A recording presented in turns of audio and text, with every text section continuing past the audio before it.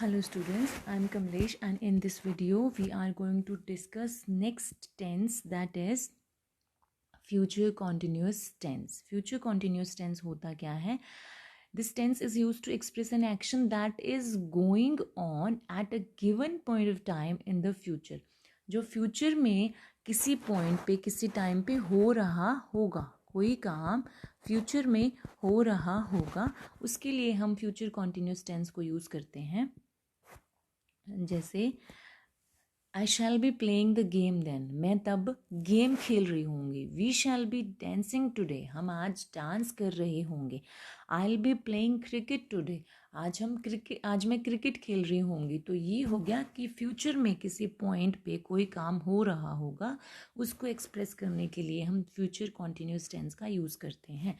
तो इसका स्ट्रक्चर भी आपको समझ में आ गया होगा कि सब्जेक्ट है, फिर शैल विल होता है, फिर बी है, फिर फर्स्ट फॉर्म ऑफ वर्ब होती है, फिर आईएनजी होता है और फिर कोई ऑब्जेक्ट होता है. ठीक है.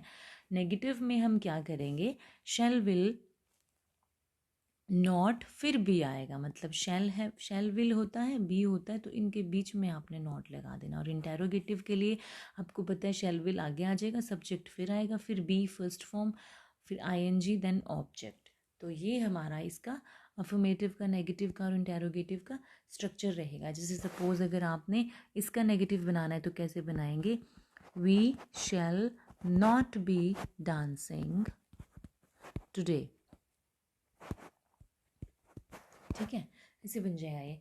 नेक्स्ट हम चलते हैं, जैसे आई शैल बी सिंगिंग, तो इसका नेगेटिव बनाया विल नॉट बी सिंगिंग. अब देखिए शैल और विल थोड़ा सा कंफ्यूजिंग हो जाता है, क्योंकि जब हमारी इंटेंशन चेंज हो जाती है, किसी सेंटेंस को बोलने की सेंस हमारी चेंज हो जाती है, तब उस केस में विल और शैल इंटरचेंज हो जाते हैं. जैसे आई शैल बी सिंगिंग में गा रहा हूँगा, I will not be singing, मैं नहीं गा रहा हूँगा. मतलब ये मैं पक्का पूरे एटीट्यूड से कह रही हूँ ये बात कि मैं नहीं गा रहा हूँगा.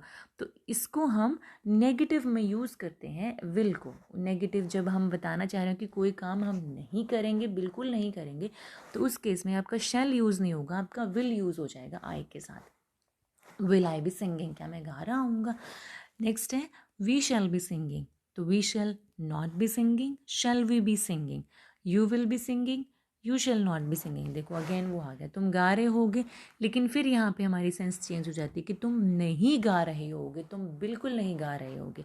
तो जहाँ पे एटीट्यूड चेंज हो रहा है, सेंटेंस का सेंस चेंज हो रहा है, जहाँ पे कोई प्रॉमिस है, इंटेंशन है, डिटर्मिनेशन है, तो उस केस में ना आपके शैल विल हैं वो इंटरचेंज हो जाती है. ये थोड़ा सा कन्फ्यूजिंग होता है, क्योंकि जनरली हम क्या बताते हैं कि आई और वी के साथ शैल होता है, बाकी सबके साथ विल होता है, बट ये चीज़ें फिर चेंज हो जाती हैं. हालांकि बोलने में हम आजकल क्या यूज़ करते हैं, बोलने या वैसे लिखने में I be doing this, I be doing that. तो इसमें हमें सोचना ही नहीं पड़ता कि आई शैल है या आई विल है, बट रिटन फॉर्म में थोड़ा सा इट बिकम्स कॉम्प्लिकेटेड. जैसे ये देखिए, this tense is use to express future events that are planned. जब प्लान्ड फ्यूचर इवेंट्स की जब हम बात करते हैं तब हम विल का यूज़ करते हैं. आई के साथ होना तो क्या चाहिए था, उस हिसाब से शैल, बट यहाँ पे कोई फ्यूचर इवेंट है जो वेल प्लान्ड है, ऑलरेडी प्लान्ड है कि ऐसा होना ही है. तो I will be staying here till the exams are over. ठीक है, मैं यहाँ रुकूंगा जब तक एग्ज़ाम्स ख़त्म नहीं होते. तो ये ऑलरेडी ये चीज़ प्लान्ड है, तो इसके लिए हम शैल का यूज़ नहीं करेंगे, हम विल का यूज़ करेंगे. जैसे अब देखिए, विल को इंटेरोगेटिव में कब यूज़ करते हैं, जब हमने to get information in a polite manner, जब पोलाइटली हमने किसी से कुछ पूछना हो, कोई रिक्वेस्ट करनी हो, कोई ऑफ़र देना हो, पोलाइट रिक्वेस्ट हो, तब हम क्या बोलते हैं, विल का यूज़ करते हैं. Will you be coming with me to watch the movie, क्या तुम मेरे साथ आओगे मूवी देखने के लिए. मतलब यहाँ पे अब वो वाला रूल नहीं है कि यू है तो इसके साथ विल आ गया. यहाँ पे विल क्यों आया, क्योंकि हम पोलाइट रिक्वेस्ट कर रहे हैं. ठीक है, इसलिए विल का यूज़ हमने यहाँ पे किया. और यहाँ पे क्यों किया, क्योंकि ऐसा फ्यूचर इवेंट है जो वेल प्लान्ड है, जो हमने करना ही है, जो होना ही है, इसलिए हमने आई के साथ विल का यूज़ किया.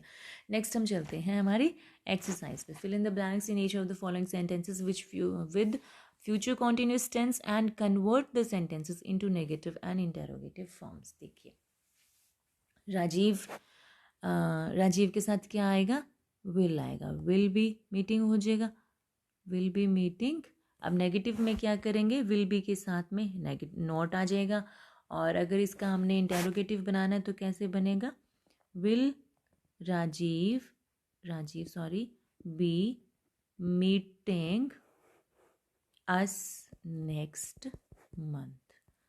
तो ये इसका इंटेरोगेटिव बन जाएगा. नेक्स्ट देखिए, they again will be playing आ जाएगा.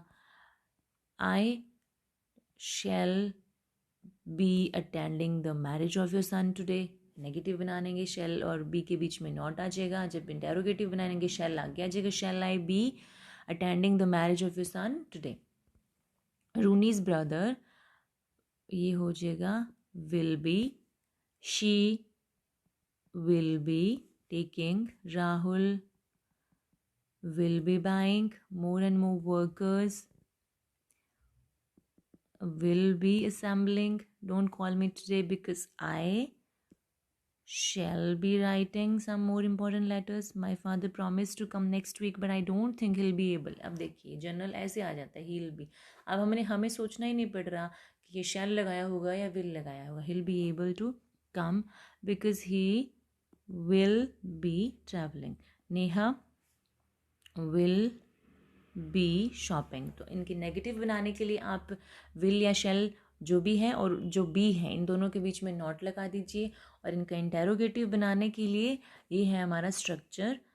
हम shall will को आगे ले आएंगे, फिर सब्जेक्ट हो जाएगा, फिर be, फिर first form ing, then object. ठीक है. So this is it for this video. Thank you so much for watching this and keep learning, keep enjoying.